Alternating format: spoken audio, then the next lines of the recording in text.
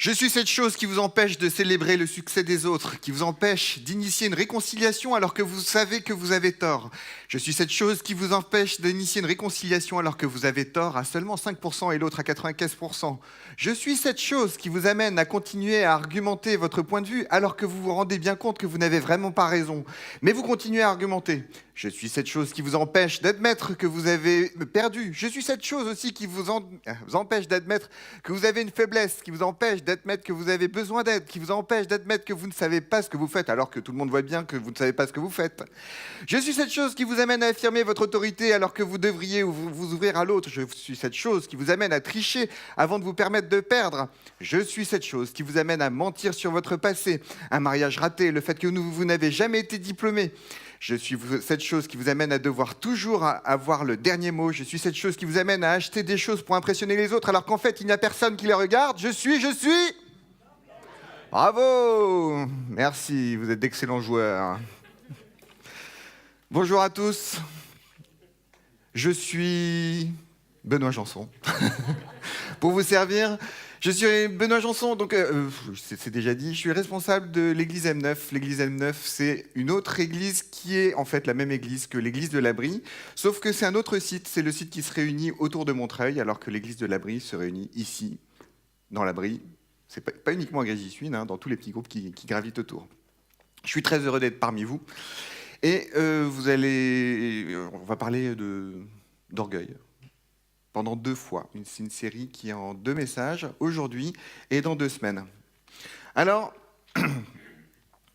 comme vous l'avez compris, avec cette première litanie,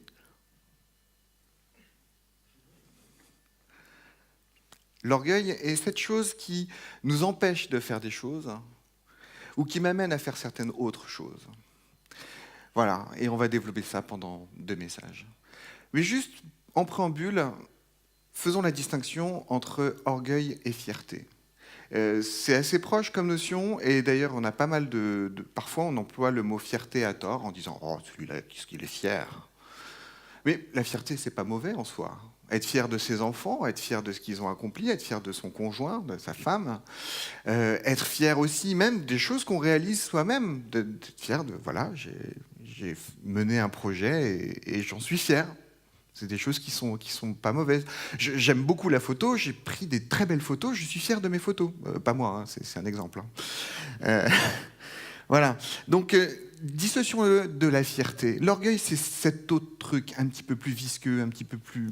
on l'aime pas. C.S. Lewis, donc, qui est un auteur anglais, à propos de l'orgueil, a écrit... Donc, C.S. Lewis, c'est un auteur qui écrit beaucoup de choses. Il a une œuvre qui est très complète.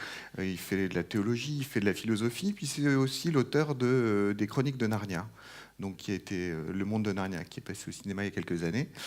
Et notre ami C.S. Lewis, à propos de l'orgueil, dit « L'impudicité, bon, c'est plus un terme très à la mode, mais bon, enfin, voilà. La colère, avidité, ivrognerie et tout le reste ne sont que morsures de puce en comparaison. C'est l'orgueil qui fraye la voie à tous les vices. » Morsure de puce. Voilà. Je pense qu'on a tous déjà été mordus par une puce, mais que personne ne s'en souvient vraiment. C'est pas grand-chose en comparaison à l'orgueil. Pour insister sur cette violence qui est attachée à l'orgueil. Alors, là où c'est pervers, l'orgueil, c'est que les gens autour de nous sont victimes de notre orgueil. Et c'est souvent nos proches. On est victime aussi de leur orgueil, mais positionnons-nous par rapport à notre point de vue. Les gens autour de nous sont victimes de notre orgueil. Et ce qui est très très pervers, c'est que ça saute aux yeux quand ça vient des autres. L'orgueil de l'autre nous saute aux yeux. Par contre, le nôtre, c'est extrêmement difficile de le discerner en se regardant dans un miroir. Extrêmement difficile. On va avoir besoin de se justifier, par exemple. On va dire « Ouais, non, moi je suis pas orgueilleux, parce que, enfin voilà, être orgueilleux, c'est être surarrogant, c'est... » Moi, je ne suis pas surarrogant. Mais en fait, c'est beaucoup plus insidieux de ça, l'orgueil. C'est quelque chose qui nous habite de manière tapie et qui se cache bien. Alors, l'objet de cette série, et vous avez vu à quel point la vidéo était violente, c'est de tuer cet orgueil. On va chercher ensemble les moyens de tuer, méthodiquement, d'attaquer l'orgueil. Euh, alors, quelques caractéristiques de l'orgueil. L'orgueil diminue. L'orgueil rapetisse. C'est rigolo parce que à l'origine, quand on est orgueilleux, c'est plutôt qu'on cherche à se grandir, à paraître pour mieux que ce que l'on est, pour être plus grand. Mais l'orgueil diminue, et diminue notamment notre capacité, ou votre capacité, vos capacités à admettre. Admettre ce qui doit être admis. Admettre que l'autre a raison. Admettre que l'autre est plus important que moi. C'est plus difficile. L'orgueil diminue ma capacité à avouer. Avouer, ça veut dire ressortir quelque chose dans lequel j'ai eu tort, quelque chose que j'ai fait de mal, quelque chose que je sais que j'ai fait de mal, et de le dire, de l'avouer. Troisième niveau, encore plus difficile, mais l'orgueil est encore plus fort là-dessus. L'orgueil diminue ma capacité à demander pardon, à aller m'exposer auprès de l'autre pour lui dire non seulement je te l'avoue, mais en plus, je te demande pardon. Vous avez certainement déjà vécu cet épisode où vous êtes dans la cuisine et votre conjoint dans le canapé. Il y a un truc qui reste tendu. Comment ? Jamais, jamais. Ouais, souvent, je suis dans la cuisine. Et en fait, il y a une tension, il y a un truc qui est pas résolu. Et en fait, finalement, ni l'un ni l'autre va faire le pas vers l'autre et on va faire comme si de rien n'était. Mais quelque part, on commence à pourrir quelque chose qui est dans notre relation. Ou alors, cette conversation que vous avez eue avec quelqu'un il y a 2 semaines, ça s'est un petit peu enflammé. Enfin, c'est resté très courtois, mais juste, vous avez essayé de défendre une position et l'autre avait une autre position. Et en fait, il s'avère qu'il avait raison. Et vous le voyez demain. Alors, vous avez 2 options. Soit vous esquivez, soit vous reconnaissez, mais tranquillement. Il n'y avait pas forcément de conflit. Mais être capable de reconnaître tu avais raison, c'est quelque chose qui nous est parfois très difficile. Alors, non seulement l'orgueil nous diminue, mais l'orgueil enlève carrément une part de nos capacités. Il enlève notre capacité à dire ce qui doit être dit. À aller voir mon enfant pour le féliciter pour ce qu'il a fait. Allez lui dire. Et il y a des gens ou aller voir, pour ceux qui sont chefs, qui sont patrons, d'aller voir les personnes qui travaillent pour vous et d'aller leur dire c'est super ce que tu as fait. Bravo. Il y a des gens qui meurent d'envie d'entendre ces encouragements. C'est des choses qui doivent être dites. Mais aller le dire, c'est élever l'autre. Et c'est parfois difficile à faire. L'orgueil enlève ma capacité à aller dire ce qui doit être dit.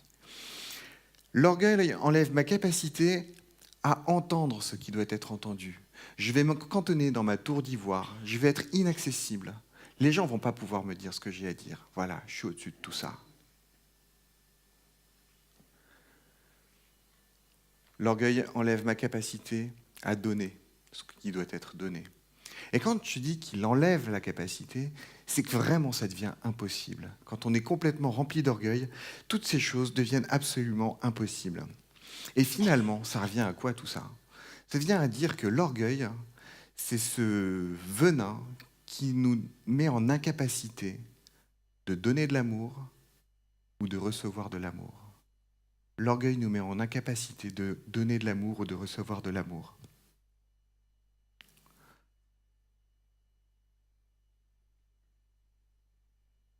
Une autre idée sur l'orgueil. L'orgueil cantonne les autres au dehors. L'orgueil cantonne les autres au dehors. Rentre pas dans mon monde. Autrement dit, quand vous êtes plein de vous-même, il n'y a de place pour personne d'autre. Quand vous êtes plein de vous-même, il n'y a de place pour personne d'autre. On a cet adjectif en français qu'on associe aussi à l'orgueil, c'est être suffisant. Je me suffis à moi-même. Je n'ai pas besoin de l'autre. Et ça fait de nous des gens qui construisons un mur autour de nous. Ce qui fait que quand on est à la maison, quand on est au boulot, les gens n'osent pas nous aborder de peur de déclencher un conflit. Ils marchent sur des œufs.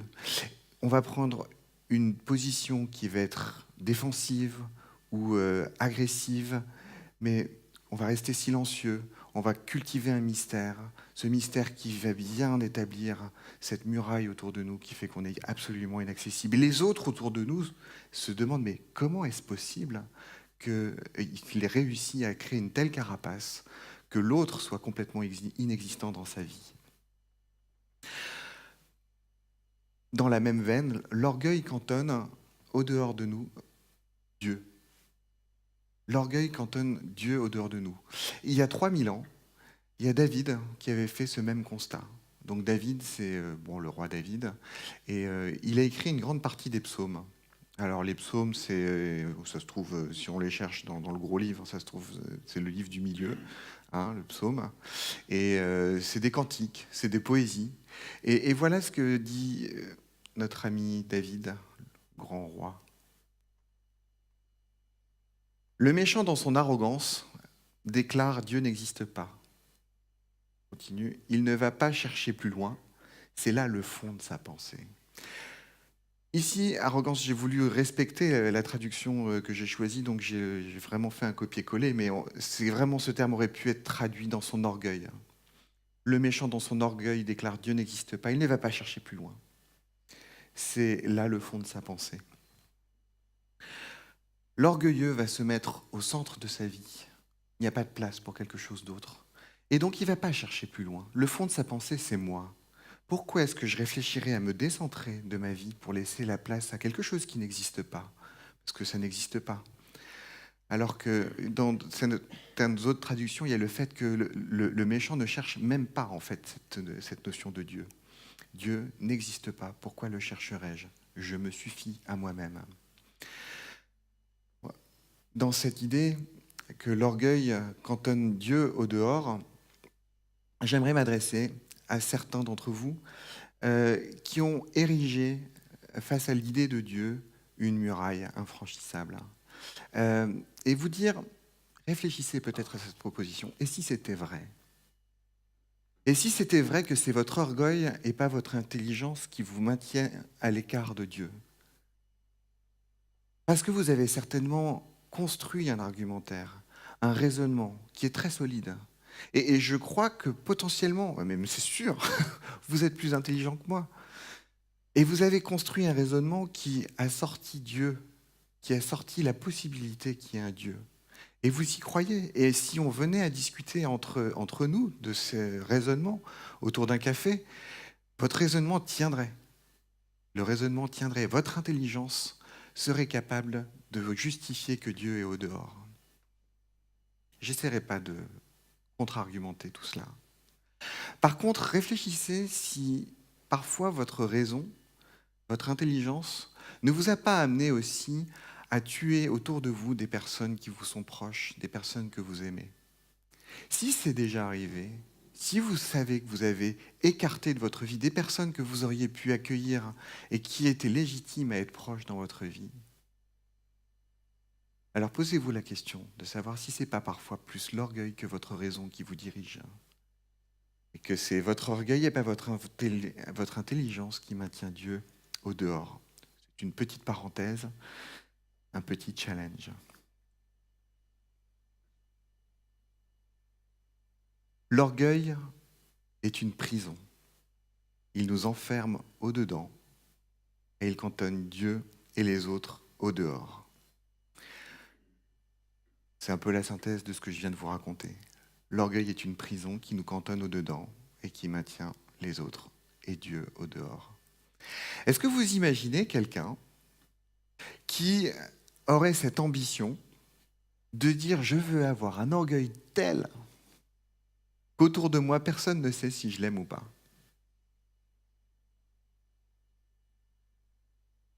J'aimerais que le jour de mon enterrement, quand ma famille, mes proches, enfin ceux qui se sentent proches, même si je les ai peut-être pas laissés trop s'approcher de moi, quand ils discutent entre eux, ils se disent « mais il était tellement rempli de lui-même que je ne sais même pas si j'ai l'exemple de quelqu'un qui l'a aimé dans sa vie ». Voilà ce à quoi pourrait conduire l'orgueil porté à son comble. Alors, voilà l'idée force que je voudrais développer aujourd'hui.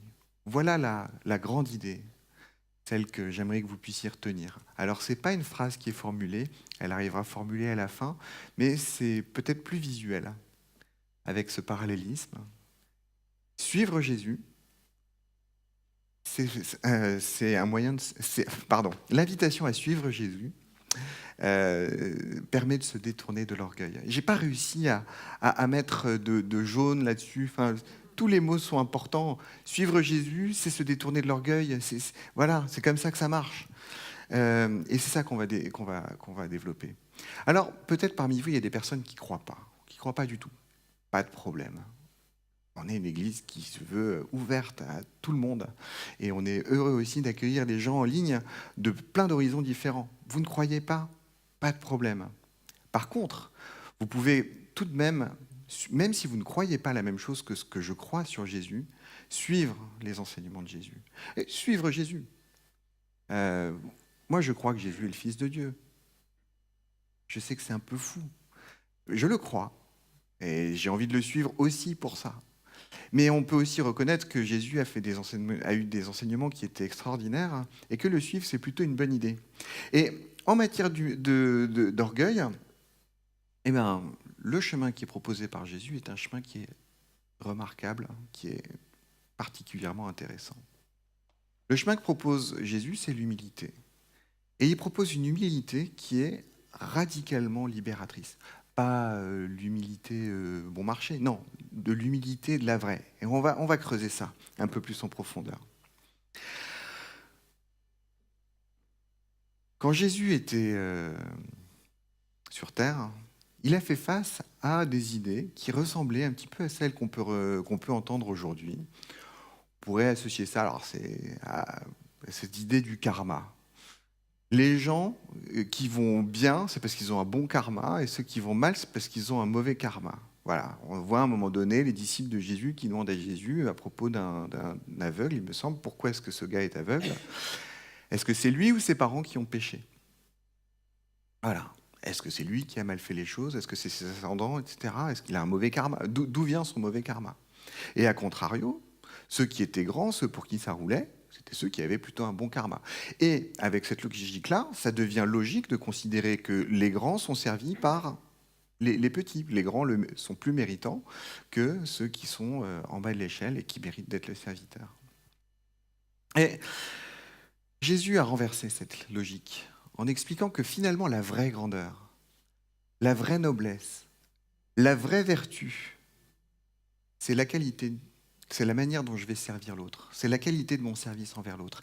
C'est pas la qualité du service que je reçois, la qualité du service auquel je suis le bénéfice, c'est la qualité du service que je rends à l'autre. Jésus a dit, dans le sermon sur la montagne, donc c'est un discours, heureux les doux. Alors je vous fais le coup de la traduction encore une fois, hein. Les doux, alors là ça vient du grec, ça vient pas de l'hébreu, mais ça pourrait être traduit aussi en humble, modeste. Heureux les doux, car la terre leur appartiendra, car ils auront la terre en héritage, car ils hériteront de la terre. Il était presque. Heureux les doux, car ils hériteront de la terre. Je ne sais pas trop ce que ça veut dire, hériter de la terre, mais ça veut dire quand même qu'il y a une perspective, une étape d'après, une conséquence en fait à être doux. Être doux, vous ne voyez jamais quelqu'un qui a sur son bureau la petite pancarte pense à être doux. C'est pas très fashion. Sois doux. Non.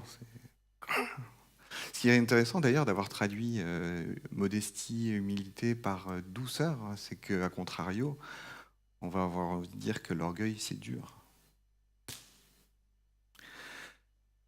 Jésus nous disait « Heureux ceux qui sont doux, car ils hériteront de la terre ». Et puis Jésus, au-delà de ça, l'a illustré de manière très concrète.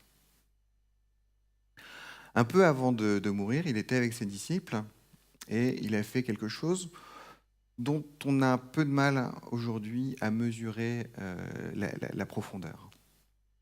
On a du mal à imaginer les odeurs. On a du mal à imaginer la crasse qui est attachée à ce qu'il a fait. Mais Jésus à laver les pieds de ses disciples.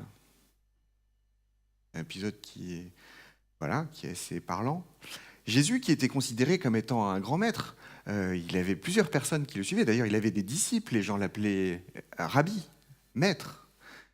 Et Jésus, au sein de ses disciples, se met à genoux avec son tissu et leur lave les pieds. C'était vraiment la tâche qui était normalement dévolue au dernier serviteur de la maison. Et Jésus a voulu prendre cette place. Jésus a voulu prendre cette place et a, dans la foulée, invité ses disciples à reproduire ce qu'il a fait. Pas uniquement laver les pieds, mais à illustrer le fait qu'on aime l'autre, comme il nous a invités à le faire, par le service. La vraie manière de montrer qu'on aime l'autre, c'est d'arriver à le service, à se rendre son serviteur. Et c'est aussi, par là même, une vraie preuve d'humilité radicale et qui nous libère de notre orgueil. Parce qu'on tape dedans quand on fait ça. Quand on est prêt à se mettre serviteur de l'autre, on prend frontalement l'orgueil et on lui met un coup de boule.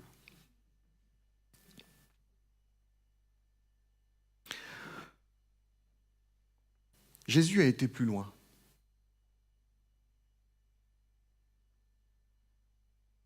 Jésus a initié la réconciliation. Et nous, on est dans notre bureau. On sait qu'on s'est frité avec un collègue. On n'a pas forcément raison, mais on n'a pas tort sur toute la ligne.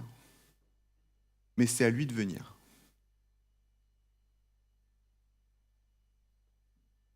Attends. Jésus, qui était fils de Dieu, il était juste. Il a accepté de prendre la culpabilité. Et il a fait ça pour initier la réconciliation. Voilà. Suivre Jésus, c'est accepter de prendre l'initiative de la réconciliation. Suivre Jésus, c'est le suivre sur ce chemin d'humilité, mais qui a ce pouvoir de casser l'orgueil. L'orgueil dit « Attends,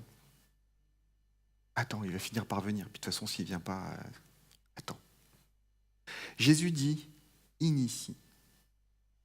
Prends l'initiative. » Vous voyez le contraste ?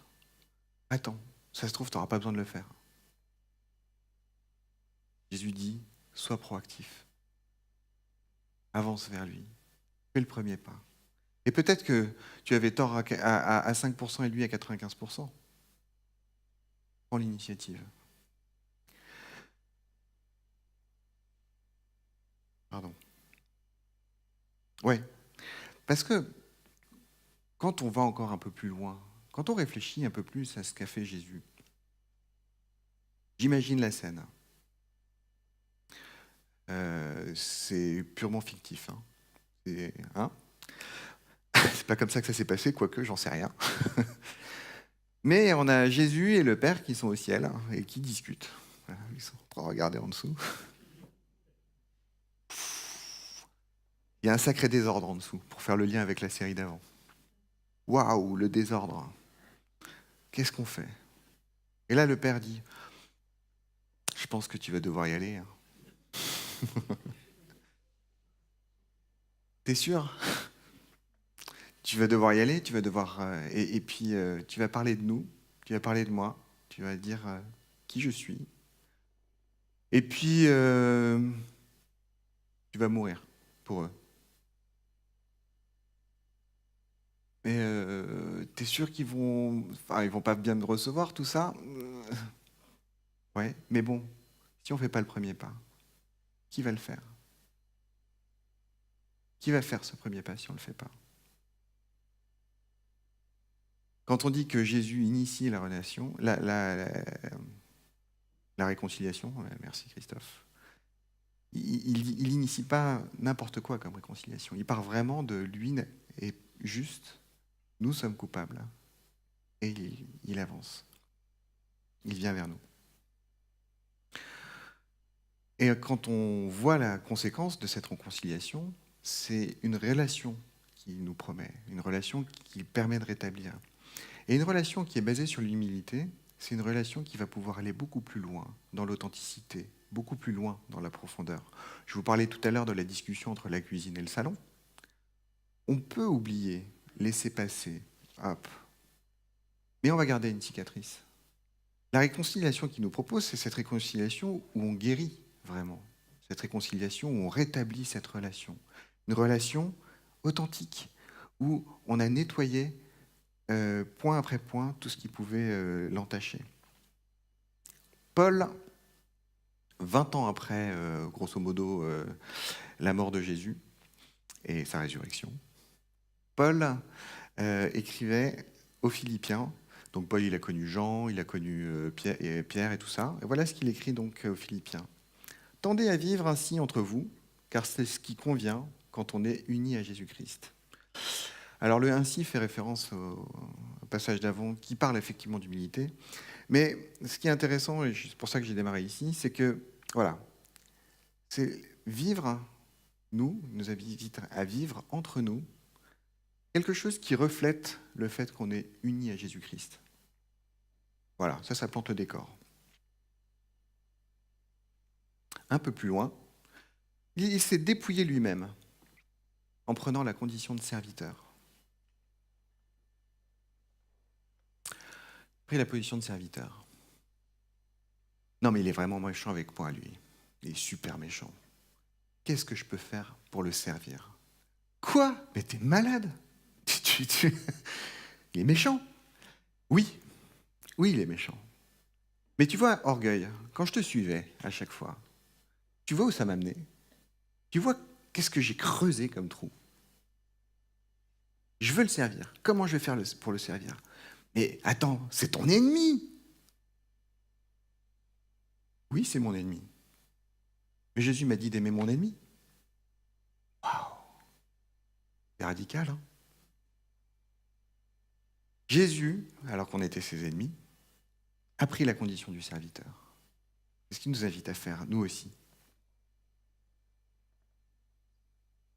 Il s'est rendu semblable aux hommes. Bah oui, on continue. Se trouvant ainsi reconnu à son aspect comme un simple homme, s'abaissa lui-même. Il s'est abaissé lui-même. C'est pas un truc incroyable, ça? S'abaisser lui-même. Vous pouvez ne pas croire que Jésus est le Fils de Dieu, etc., mais vous pouvez quand même être sensible à cette idée de quelqu'un qui, de sa propre initiative, va décider de s'abaisser lui-même. Qui ferait ça? Je m'abaisse moi-même. Il s'est abaissé lui-même. En devenant obéissant jusqu'à la mort. Et la mort sur la croix, ce n'est pas n'importe quelle mort.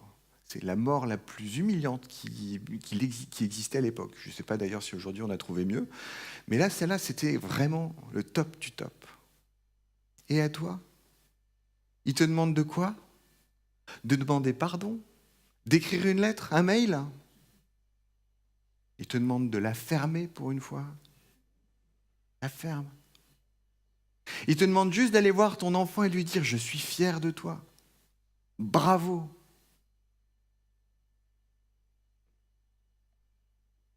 Il est mort. La mort sur la croix. Et du coup, Jésus, qu'est-ce qu'il nous demanda? Tout simplement, suis-moi. Je suis mort pour toi. Suis-moi. Vis avec les autres une vie qui reflète le fait que tu es uni à moi. Et suis-moi. Suis-moi.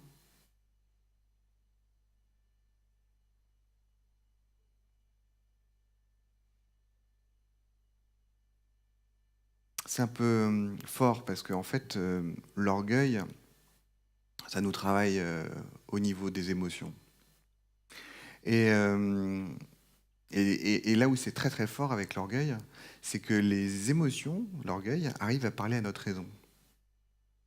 Vous avez certainement, ça va vous parler, ce que je vais vous dire. Vous êtes dans une situation de conflit, et votre orgueil ne veut pas que vous ayez prendre le pas de l'initiative. Il vous dit d'attendre. Oui, mais Benoît, il nous a dit qu'il fallait prendre l'initiative, pas attendre. Alors dans ce cas-là, ce qu'on va faire, c'est que l'orgueil va demander à notre raison Vois la raison, trouve-moi un prétexte. Et là, la raison, elle va monter son petit scénario. Ouais, mais si tu vas la voir et que tu lui dis ça, de toute façon, elle va mal le prendre, et machin, etc. Donc ça va être pire que mieux, etc. T'as pas forcément compris ce que t'as dit la raison, mais la raison, elle est suffisante pour te dire c'est bon, il y a une raison pour pas y aller. On a déjà vécu ça, hein. C'est on sait qu'on doit y aller. Et on arrive à se trouver une bonne raison pour pas y aller.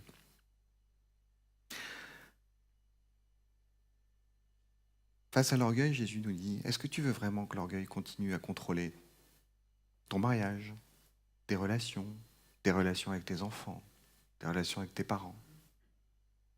C'est vraiment ça que tu veux? Donne-moi la télécommande. Donne-moi la télécommande de ta vie. Suis-moi. Accepte de prendre cette position d'humilité. Accepte de devenir le serviteur de l'autre. Et quand on est chrétien, quand on croit que Jésus est mort pour mes péchés, qu'il est ressuscité, et qu'on a l'intention de le suivre, ben on n'a pas le choix. On n'a pas le choix. On n'a pas le choix que d'accepter de prendre cette position de serviteur, d'accepter la position d'humilité, plutôt que de continuer à bâtir ce mur qui nous emprisonne, qui nous enferme et qui cantonne les autres et Dieu au dehors. Alors, on va partir sur 3 petites questions. Voilà, ça je l'ai dit, ça je ne l'ai pas dit. Petite question pour vous. Comment l'orgueil se manifeste-t-il en vous? Non. Si vous n'avez pas la réponse tout de suite, c'est pas grave. Enfin, vous pouvez noter la question. Et puis si vraiment vous ne trouvez pas la question, vous pouvez demander à vos proches. Parce que vous ne le voyez pas dans le miroir, mais eux le voient. Alors vous pouvez choisir le repas, par exemple. Choisissez plutôt la fin du repas, parce que ça peut un peu plomber l'ambiance. Et voilà. Dis-moi, comment l'orgueil se manifeste chez moi? Tu veux vraiment que je te dise? Est-ce que c'est parce que tu veux... Ce qui motive ton orgueil, c'est ta réputation. Tu veux maintenir ta réputation et tu es prêt parfois à tordre un petit peu la vérité juste pour... Non, comme ça c'est plus beau. Ça peut être un attachement à certains privilèges. Je suis fier de moi parce que c'est pas moi qui parle. Alors, moi, ça me concerne pas. Hein. Moi, écoutez, si vous voulez un exemple d'humilité, hein, j'ai mon nom sur ma place de parking. Et le premier qui se garde sur ma place de parking, attention. Ça peut être, oui, un truc là, ça peut être assez pernicieux la manière dont ça se manifeste. Parce que là, j'ai utilisé plusieurs fois l'exemple d'être fier de ses enfants, mais on peut aussi devenir orgueilleux de ses enfants. Pas évident, hein? Où est-ce que ça se manifeste? Où est ma faiblesse? Où est-ce que l'orgueil trouve cette aspérité pour s'accrocher et pour s'exprimer? Ce qui m'amène à la deuxième question, un peu plus délicate. Derrière quoi est-ce que votre orgueil se cache-t-il? Tout à l'heure, on a identifié la faiblesse, et comme l'orgueil, c'est utiliser notre intelligence, l'orgueil a trouvé la cachette pour pouvoir se cacher. J'ai une faiblesse, derrière quoi est-ce que je vais la cacher? Est-ce que, par exemple, ça va être mon assurance, ma confiance en moi? Peut-être quelque chose. En fait, non, t'es juste arrogant. Ou est-ce que ça va être la mode, hein, ou la volonté d'avoir toujours les meilleures choses? Non, mais non, j'ai juste bon goût. Mais parfois, en fait, cette tendance de pouvoir aller toujours vers le mieux du mieux peut aussi vouloir cacher une part d'orgueil. Ou alors le sarcasme. Ou alors cette poursuite toujours de l'excellence, mais au-delà du raisonnable. Je veux toujours ce qu'il y a de mieux. Et la troisième question, combien de temps? Combien de temps allez-vous laisser le contrôle à votre orgueil? Une journée? Une semaine? 1 mois? Le reste de votre vie?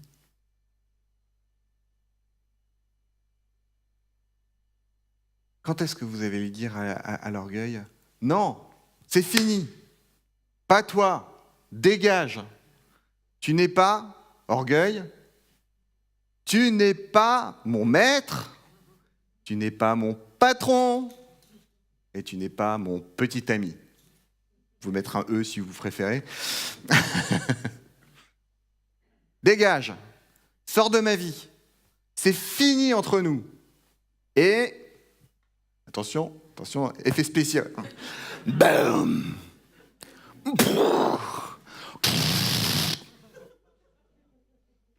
Merci David pour la vidéo. Boum, je t'ai eu. Voilà. Et tu sais ce que je vais faire, orgueil, pour te montrer que je vais gagner, que je t'ai tué, que je t'ai défoncé. Je vais aller voir le collègue. Tu sais, celui qui a pris le job que je voulais. Ça faisait des mois que j'en rêvais de ce job. Ça faisait des mois que j'étais à l'affût. C'est lui qui l'a pris. Ben, je vais aller le voir et je vais aller le féliciter. Je vais lui dire, ça fait 6 mois que tu as pris le job. T'es fort, hein. Grave, hein. J'aurais jamais pu faire ça, franchement. T'es la bonne personne à la bonne place. Hein, orgueil? Et puis, tu vois, orgueil, je vais prier. Parler à Dieu. Tu sais, celui qui n'existe pas. Je vais lui parler. Et puis, pour que tu le vois bien, je vais lui parler à voix haute. Et puis, orgueil, je vais m'avouer déjà à moi-même que j'ai une addiction, un problème avec l'alcool, autre chose. Parce que depuis des années, tu me dis, je gère. Alors que ça s'empire. Rien, je gère. Rien du tout. Déjà, je vais me l'avouer, mais en plus, je vais aller voir quelqu'un et je vais lui dire. Je vais lui dire que j'ai un problème avec ça. Tu vas voir comment je gère. Pourquoi pas? À vous de voir. Pourquoi pas? Pourquoi est-ce que vous laisseriez le contrôle à quelque chose qui a le pouvoir de vous tuer, plutôt que de suivre quelqu'un qui est mort pour vous? Pourquoi est-ce que vous laisseriez le contrôle à quelque chose qui a le pouvoir de tuer tout ce que vous aimez autour de vous, plutôt que de suivre quelqu'un qui a donné sa vie pour vous? Question qui peut se poser. Pourquoi pas? Voilà. Adoptons cette attitude radicale de Jésus, cette humilité radicale qui libère, qui nous libère et qui permet de faire entrer l'autre chez moi. Je veux plus être cantonné chez moi, enfermé chez moi et garder les autres cantonnés à l'extérieur, les autres à l'extérieur. Il y a plein de gens qui ont fait l'expérience de pouvoir s'ouvrir. Ok, l'orgueil, ça revient. Ok, l'orgueil, c'est tapis. Mais déjà, cassons le mur. Libérons-nous. Suivons Jésus. Voilà. C'était le premier message sur la série. Première attaque radicale de l'orgueil. Suivre Jésus. Suivre son chemin d'humilité. C'est libérateur. Je vais prier.